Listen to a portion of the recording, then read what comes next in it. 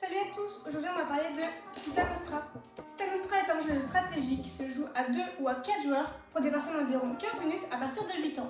Le but du jeu est simple, occuper grâce à votre famille mafieuse le plus de villes possible.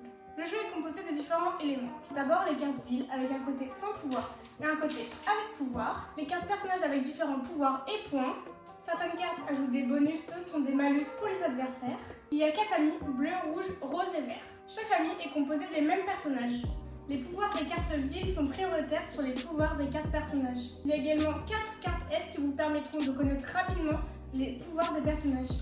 Il y a également 4 cartes flic-ripou, une carte de progression qui est recto verso et un jeton. Pour l'installation, mélangez les 12 cartes villes et placez-en 3 alignées horizontalement entre les deux joueurs. Si vous jouez à 4 joueurs, c'est 5 cartes qu'il faudra mettre entre les deux équipes. Pour les premières parties, vous pouvez jouer avec le côté sans pouvoir des cartes villes pour que cela soit plus simple. La flic-ripou forme une pioche sur le côté.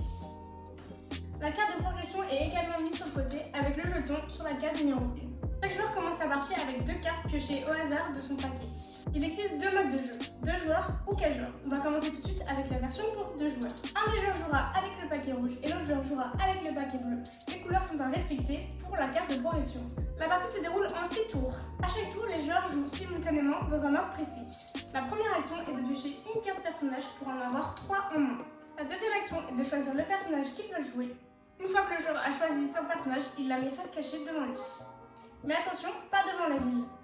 Lorsque tous les joueurs ont choisi la carte qu'ils voulaient jouer, ils décomptent 1, 2, 3 et passent la carte devant la ville qu'ils veulent. Toujours face cachée. La carte de progression permet de savoir qui dévoilera sa carte en premier. Ici, puisque c'est le premier tour, c'est le joueur bleu qui dévoilera sa carte en premier. Lorsque les deux joueurs ont joué, le pion est avancé sur la case d'après. Les actions sont à répéter dans cet ordre jusqu'à arriver au dernier tour. Le principe est le même pour le mode de jeu à 4 joueurs. Les 4 joueurs forment 2 équipes. Une des équipes jouera avec les paquets rouges et roses et l'autre équipe jouera avec les paquets bleus et verts. Encore une fois, les couleurs sont à respecter pour la carte de progression. Chaque joueur jouera avec son propre paquet de cartes. À vous d'adapter votre jeu en fonction des décisions de votre coéquipier.